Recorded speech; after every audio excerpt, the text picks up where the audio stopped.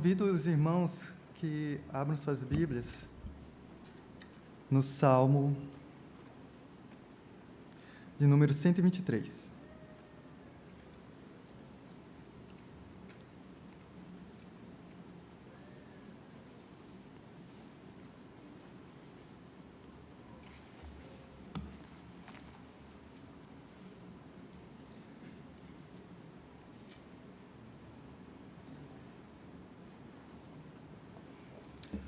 Assim diz a palavra do Senhor.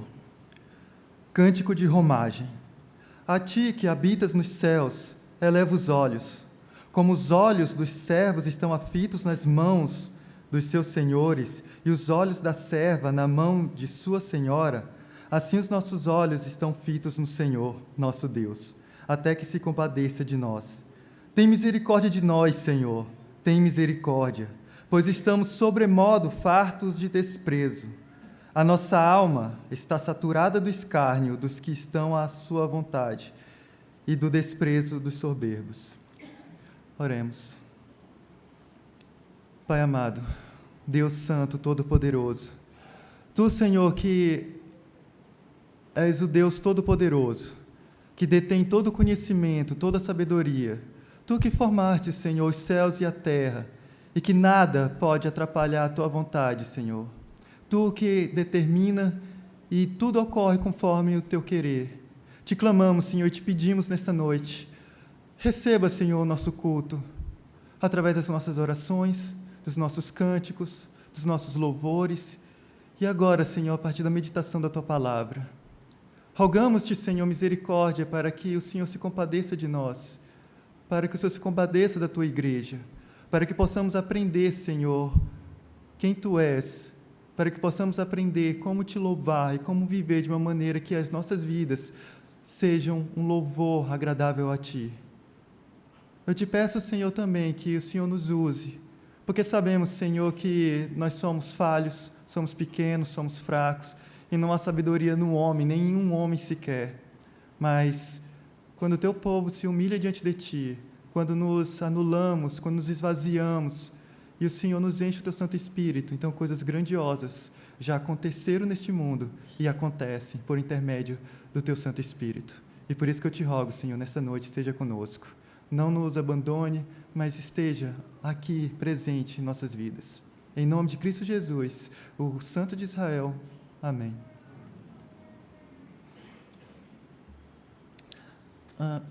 O Salmo 123, ele faz uma parte de uma coletânea de salmos, como o reverendo Jair ele já explicou, que são ao torno de 15 salmos, que vai desde o Salmo 120 até o Salmo 134.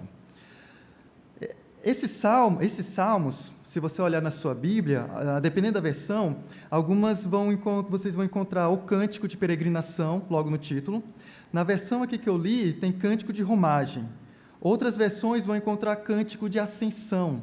Nesses 15 salmos, no início do texto, você encontra esses títulos. E na própria idioma original, no hebraico, você tem essa frase, esse título. No original, a tradução mais próxima é cântico de degraus. Por que cântico de degraus?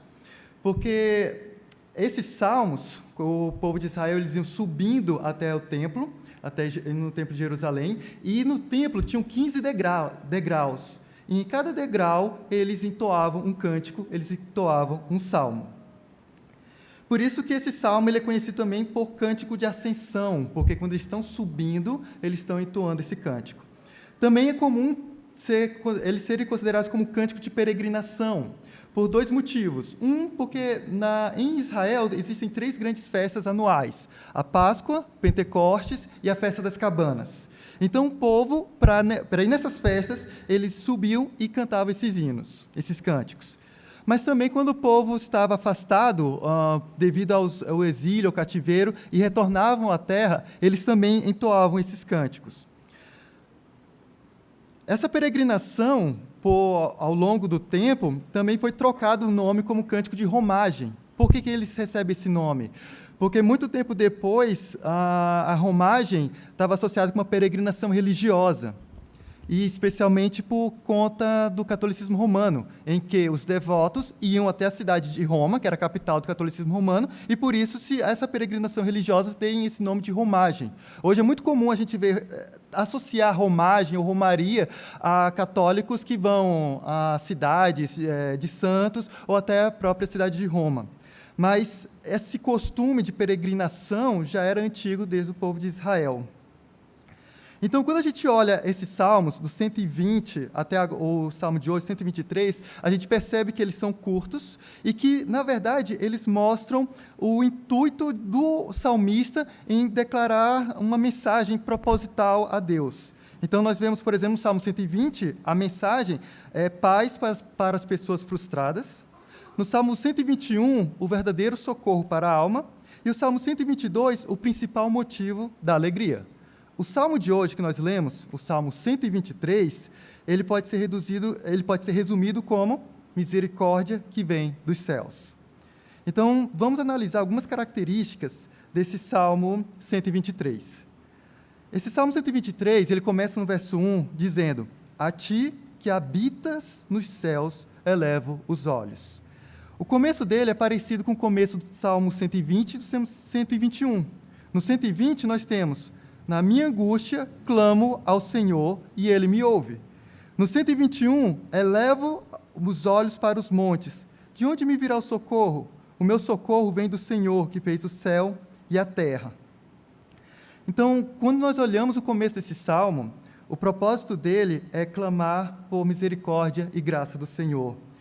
E quando a gente olha esse salmo, a ti que habitas nos céus, elevo os olhos. O Charles Spurgeon, um famoso pregador batista, ele faz uma observação interessante. Por que o salmista aqui ele faz essa questão de dizer a ti que habitas nos céus? Porque, como eu falei antes, eles estão subindo os degraus. E quando você está subindo degrau, é normal, comum você olhar para os céus. Então, quando eles estão subindo esses degraus, eles olham para os céus e o que eles contemplam? Eles contemplam a moradia do Senhor, do Deus Todo-Poderoso. A ti que habitas nos céus, elevo os olhos. Uma correlação também que é interessante, que a gente pode observar nesse primeiro versículo, é que, como eu comentei, como eu falei, esses salmos são de peregrinação, ou seja, um povo que não tem uma cidade fixa, não tem uma habitação, e eles vão permeando, vão mudando de lugar até encontrar sua habitação, ou então eles estão retornando para Jerusalém para sua habitação. E aqui é interessante que eles falam, a ti que habitas nos céus. Olha o contraste que há entre o salmista, que não tem um lugar fixo, que é um peregrino que está transitando, e ele olha para o Senhor que tem o trono nos céus. O Senhor ele tem uma morada fixa, ele tem uma morada constante, ele habita nos céus. Você vê essa questão da imutabilidade de Deus. E é justamente aquele que habita nos céus, que tem uma morada, que é entronizado nos céus, que o salmista eleva os olhos e clama a Deus. Na oração que Cristo nos ensinou, lá em Mateus capítulo 6, a oração ela começa com um princípio semelhante. Pai nosso que estás nos céus. Toda a nossa oração, toda vez que nós nos direcionamos a Deus, nós temos que compreender que nós não estamos direcionando simplesmente a qualquer pessoa, mas estamos nos direcionando àquele que habita a morada celestial, aquele que está acima de tudo e de todos. E nós devemos justamente prestar referência e nos direcionar a Ele com temor, porque Ele não é como qualquer homem, Ele não é como qualquer pessoa, mas Ele é o Deus Todo-Poderoso. No verso 2, o salmista ele continua: como os olhos dos servos estão fitos nas mãos dos seus senhores, e os olhos da serva na mão de sua senhora, assim os nossos olhos estão fitos no Senhor nosso Deus, até que se compadeça de nós. O salmista aqui, ele faz uma analogia com um contexto muito comum naquela época. Naquela época, você tinha os senhores, que tinham seus servos, e o servo tinha que prestar atenção em todo o movimento que o seu senhor fazia, porque justamente com o movimento das mãos que o servo poderia saber qual a ordem do seu senhor, o que o seu senhor queria que ele fizesse. Então, até por motivo de repreensão, ele tinha que estar atento, ele tinha que estar sempre disposto, sempre observando qual seria a vontade do seu senhor. No contexto de hoje, a gente poderia até trazer, seria como servidor público que olha o quinto dia útil de mês, sua conta bancária, até quando cai o dinheiro. Ou então, quando a pessoa tá olhando no Instagram e vê a atualização da pessoa que está paquerando. Tipo, fica fixo, fica sempre querendo saber o que vai acontecer. Aqui, o servo, ele sempre estava disposto. Mas o que é interessante é que, quando ele usa essa analogia, a gente vê a humildade do salmista. O salmista, ele se coloca como servo, ele se coloca como uma pessoa humilde, ele se coloca: Senhor, eu estou aqui observando a cada momento o teu agir, estou observando cada momento a tua ação em nossas vidas, porque ele espera que o Senhor se compadeça deles. Então ele se coloca exatamente numa posição de servo. E aí a gente vê também que ele clama a Deus para que possa se compadecer dele, e a gente vê que ele enfrenta dificuldades. E as dificuldades o faz permanecer em constante vigilância, aguardando exatamente o agir de Deus. Essas dificuldades a gente pode encontrar de diversas maneiras. Uma das maneiras estaria na própria viagem que esses peregrinos faziam, porque eles moravam em vários pontos distantes de Jerusalém.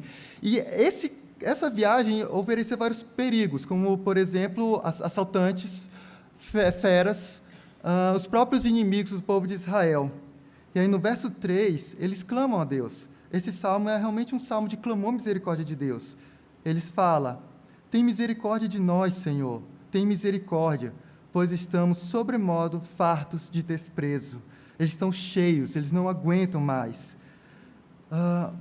Esse versículo, no terceiro versículo, ele mostra uma passagem da bênção sacerdotal de Arão. Todos esses versículos, todos esses salmos de peregrinação, a gente vê elementos que remetem à bênção araônica. Lá em Números 6, a bênção se refere a: fala a Arão e a seus filhos, dizendo: assim abençoareis os filhos de Israel, e dir-lhe-eis: o Senhor te abençoe e te guarde. O Senhor faça resplandecer o rosto sobre ti, e tenha misericórdia de ti. O Senhor sobre ti levante o rosto, e te dê a paz. Assim porão o meu nome sobre os filhos de Israel, e eu os abençoarei. Então, quando a gente olha, quando ele fala: o Senhor faça resplandecer o rosto sobre ti, e tenha misericórdia de ti, a gente vê reproduzido nesse salmo, no terceiro versículo: tem misericórdia de nós, Senhor, tem misericórdia, pois estamos sobremodo fartos de desprezo. No verso 4, então, eles continuam: a nossa alma está saturada do escárnio e dos que estão à sua vontade e do desprezo dos soberbos. E quando a gente olha para a própria história do povo de Israel, ela é marcada justamente por seus inimigos ridicularizarem ele e desprezarem ele. A gente vê, por exemplo, a diáspora sob o governo do Império Assírio. A gente vê o cativeiro da Babilônia. Hoje de manhã, eu estava na devocional, eu falei sobre Amã, que era o inimigo, conhecido como inimigo dos judeus. Então, você vê várias situações do povo de Israel passando, e esse salmo é um salmo posterior ao cativeiro na Babilônia. Então a gente vê um povo cheio de desprezo, um povo que foi humilhado por outros povos, um povo que está farto, que não tem onde mais ir, clamando a Deus e olhando para o Senhor. Por que ele olha para o Senhor? Por que eles rogam a Deus? Porque eles entendem que a única pessoa que realmente pode livrar de qualquer vergonha, de qualquer desprezo, de qualquer escárnio, é o próprio Senhor. E é difícil a gente não fazer analogia com as nossas próprias vidas. Nós estamos vivendo aqui neste mundo, estamos vivendo neste planeta, e a nossa morada não é neste mundo. Nós somos peregrinos. A nossa verdadeira morada é a pátria celestial. E quando a gente analisa essa questão, a gente se identifica com o povo de Israel. Nós não temos lugar ou posição, morada aqui na terra, mas justamente a nossa visão, nossa perspectiva é de alcançarmos a pátria celestial, alcançarmos o reino dos céus. Tanto é que um dos livros bem famosos, publicados por um puritano no século XVII, John Bunyan, que é intitulado O Peregrino, ele trata exatamente dessa maneira alegórica. A história desse livro, ele trata a respeito de um indivíduo, o protagonista recebe o nome de Christian, que é traduzido cristão, em que ele vai para a cidade celestial. E no meio dessa jornada, ele encontra vários problemas, vários empecilhos, várias dificuldades. E essa história, assim como a própria história do povo de Israel, elas remetem muito a nós. Quantos problemas nós passamos? Quantas dificuldades nós enfrentamos nesse mundo? Nós podemos dizer realmente que a nossa vida aqui é fácil? E quando a gente vê a própria história dos discípulos, quando a gente vê a própria história dos apóstolos, a gente percebe realmente o quão eles sofreram e o quão eles foram desprezados por este mundo. E aí, quando a gente olha esse salmo, vendo o salmista clamando a Deus por socorro, nós podemos entender que é lícito clamarmos a Deus. Nós podemos fazer dessa oração a nossa própria oração. Tanto que um dos propósitos dos salmos é exatamente nos ensinar como orar. A gente vê uma pessoa sincera de coração chegando a Deus e dizendo: Senhor, ele está abrindo o seu coração diante de Deus. E esses princípios nós precisamos compreender para justamente nós direcionarmos a Deus não com orações mecânicas, ou com orações programadas, ou com orações simplesmente superficiais, mas abrir os nossos corações diante de Deus. Qual foi a última vez que nós sozinhos, ou no nosso quarto, ou num lugar reservado, nós choramos diante de Deus, abrimos o nosso coração e confessamos diante de Deus tanto as nossas falhas, como também o nosso clamor a Deus? Quando a gente vê aqui que o salmista, ele fala: clamo misericórdia. Ele não está simplesmente dizendo: Senhor, eu estou exigindo o que me é de direito. Tu és o meu Deus, tu és o Deus de Israel, o Senhor tem que fazer isso com a nossa nação. Não, eles não estão exigindo de Deus, mas eles estão clamando por misericórdia. Por quê? Porque eles sabem que eles são falhos. Eles sabem que eles merecem tudo o que aconteceu na vida deles. Mas eles clamam a Deus dizendo: Senhor, tem misericórdia de nós.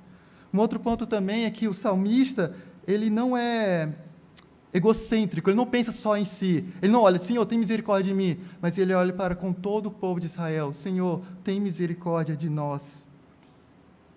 Então, em primeira instância, sim, é lícito nós abrirmos nosso coração diante de Deus e pedirmos a Deus por auxílio, quer seja problemas financeiros, ou de saúde, ou questões relacionais, ou dificuldades.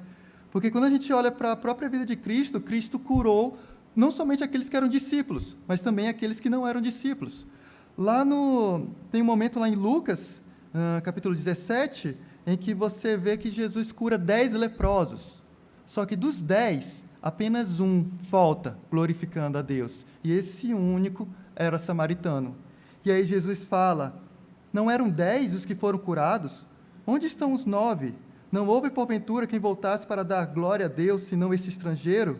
E disse-lhe: levanta-te e vai, a tua fé te salvou. Então, muitas pessoas se aproximam de Cristo simplesmente para: Senhor, olha como eu estou sofrendo, olha como está difícil a minha situação no emprego, olha como está difícil a minha situação na minha família, como está difícil olha para os meus problemas, Senhor. No entanto, eu gostaria de ir mais fundo, porque quais são os problemas realmente que esses salmistas enfrentam? Eles enfrentam perigos durante a peregrinação. E aí eu queria justamente que nós estivéssemos refletindo: o que é que tem atrapalhado a nossa peregrinação? O que tem atrapalhado a nossa jornada cristã? É realmente problema de saúde? É realmente problema financeiro?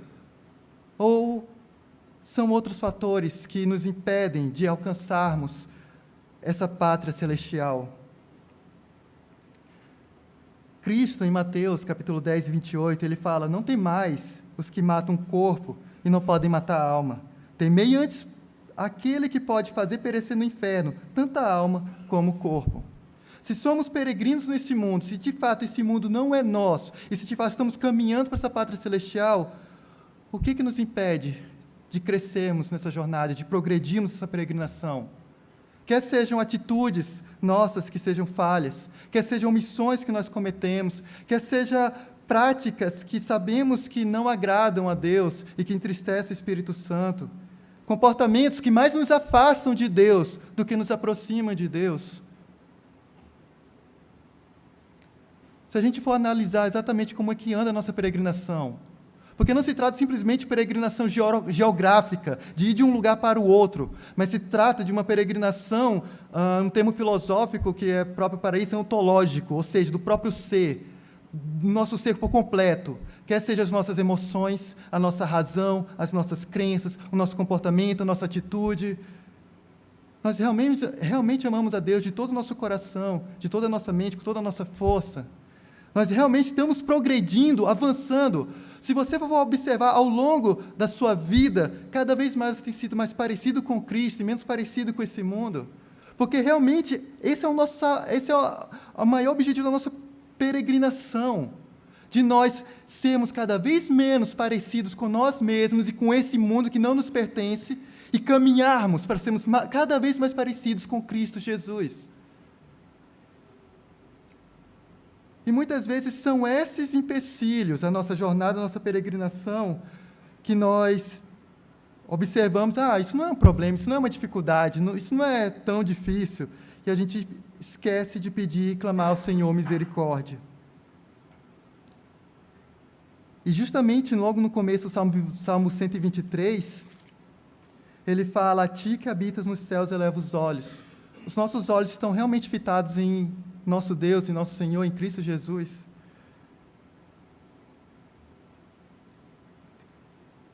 Paulo, em 2 Timóteo 4, 7-8, ele diz: combati o bom combate, completei a carreira, guardei a fé. Já agora a coroa da justiça me está guardada, a qual o Senhor, reto juiz, me dará naquele dia. E não somente a mim, mas também a todos quantos amam a sua vinda. Uma das coisas fascinantes que a gente observa nas Escrituras é como Deus muda a vida das pessoas. Paulo, que antes era Saulo, inimigo da igreja, perseguidor da igreja, agora ele peregrina nessa jornada, crescendo espiritualmente, crescendo em santidade, espiritualidade. E aí ele fala: combati no final da sua vida, combati o bom combate, completei a carreira. O desejo do meu coração e a minha oração é para que cada um de nós que estamos aqui presentes possamos chegar ao último dia da nossa vida e podemos falar essas mesmas palavras que Paulo fala. Podemos olhar para trás e dizer: Senhor, combati o bom combate, completei a carreira, guardei a fé, porque o Senhor me guardou, porque o Senhor esteve comigo, porque o Senhor esteve caminhando junto comigo, porque o Senhor esteve peregrinando junto comigo. E isso reflete também a um outro ponto, que mostra exatamente a pessoa de Cristo Jesus. Pegando a deixa da excelente aula que a gente teve hoje pela manhã, do nosso irmão Fernando Pasquini, onde que nós podemos encontrar Cristo nesse salmo? Como que nós podemos enxergar Cristo nessa passagem? Em primeiro lugar, nós temos que entender uma coisa. Quando o salmista ele clama a Deus, ele está clamando ao Deus triuno. Então, Jesus está presente na segunda pessoa da Trindade. Mas um outro ponto também que eu gostaria de chamar a atenção e apontar para Cristo é que, embora nós sejamos peregrinos, e Deus é aquele, e Cristo é aquele que habita nos céus, ele abandonou a sua habitação para justamente ser peregrino como nós.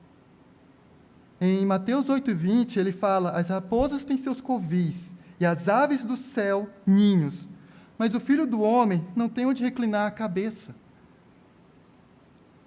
Quando eu olho essa passagem, eu percebo o quão injusto isso é, porque a gente não está tratando de qualquer pessoa, falando de qualquer pessoa, a gente está falando daquele que criou o universo, daquele que criou a Terra, aquele que criou cada molécula nossa, cada átomo, cada partícula, aquele que é dono de tudo. E ele veio aqui, e ele não tinha nem onde reclinar a cabeça. Ele se humilhou, ele tomou forma de servo, ele se tornou como peregrino. Quando a gente olha para o Evangelho, a gente sempre vê ele, de cidade em cidade, anunciando o Evangelho, anunciando a palavra, anunciando o reino dos céus. Ele, que detém todo o ouro e todas as riquezas, veio aqui justamente para servir a nós. E não somente ele veio aqui para ser peregrino, como também ele veio para preparar moradas para nós. E isso fecha toda a ideia desse salmo e dessa parte, desse grupo de salmos, mostrando a nossa peregrinação.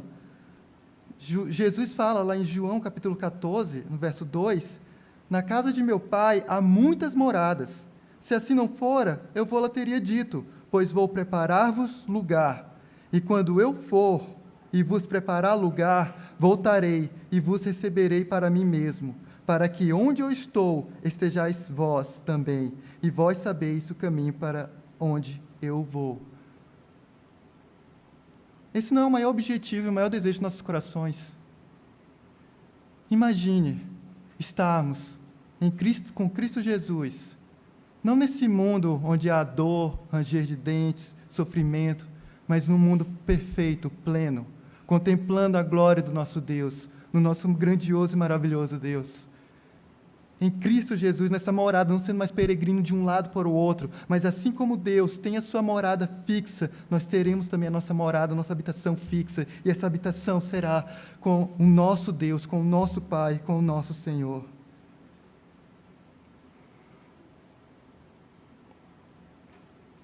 Quanto mais nós lemos as Escrituras, quanto mais nos aproximamos de Deus, quanto mais nós orgamos a Ele, quanto mais nos humilhamos diante da presença dEle, e quanto mais nos esvaziamos de nós mesmos, mais parecidos nos tornamos com Cristo Jesus, e mais parecidos nos tornamos como um cidadão dessa pátria celestial, dessa pátria grandiosa.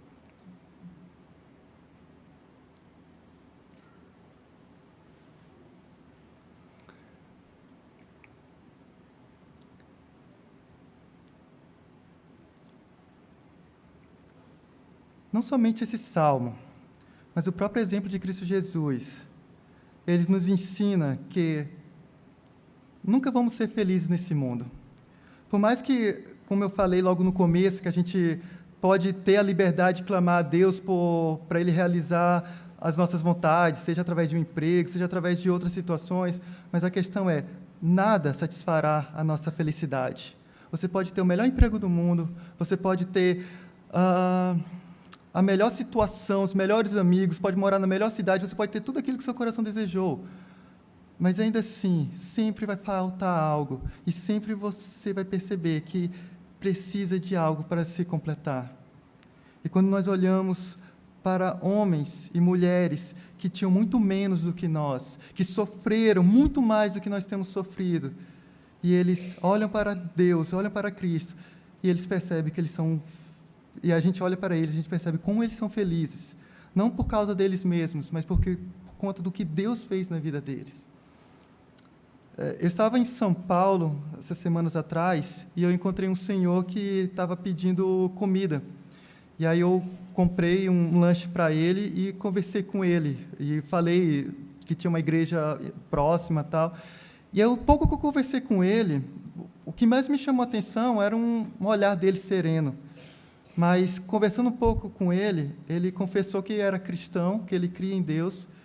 E quando eu percebi realmente nos olhos dele, depois ele falando de Cristo, e ele falando que Cristo é a maior dádiva na vida dele, o maior dom, o maior presente que ele podia ter, eu entendi que mesmo ele não tendo casa, morando na rua, tendo que pedir dinheiro, que é algo mais humilhante que você pedir dinheiro para uma pessoa para você ter que comer, ter que almoçar, e ainda se vê um sorriso quando ele fala uma declaração dessa, de que Cristo é suficiente. E ele tinha um dos olhos deformados, tinha uma cegueira e tinha um câncer, ele apontou para essa região.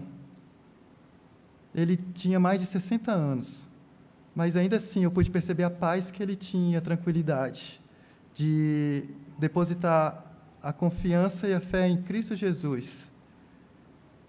Enquanto muitos de nós vamos atrás de tantas coisas e não temos tranquilidade, não temos paz, não temos sossego.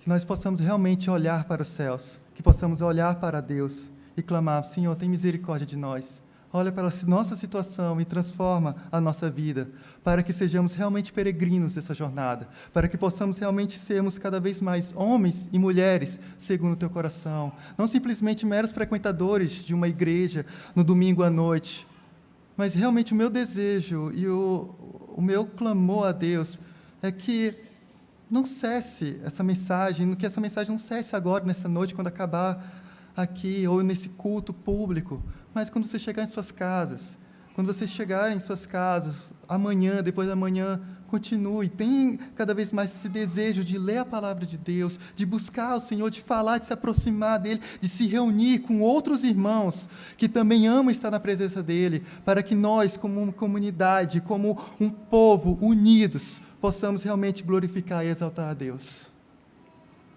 Então, eu concluo essa mensagem justamente com as mesmas palavras.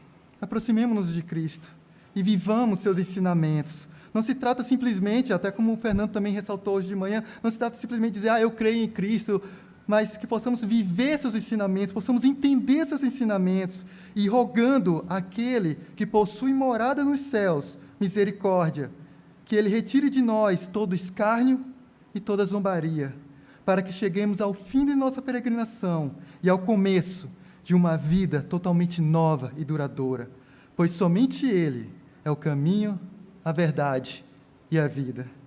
E ninguém vai ao Pai senão por Ele. A Cristo Jesus, nosso Senhor, toda a honra, toda a glória, todo louvor. Oremos. Pai amado, Pai santo, Pai bendito, te louvamos, Senhor, pelas preciosas palavras que o Senhor permitiu que nós tivéssemos acesso através dos teus servos, Senhor, nossos irmãos no passado.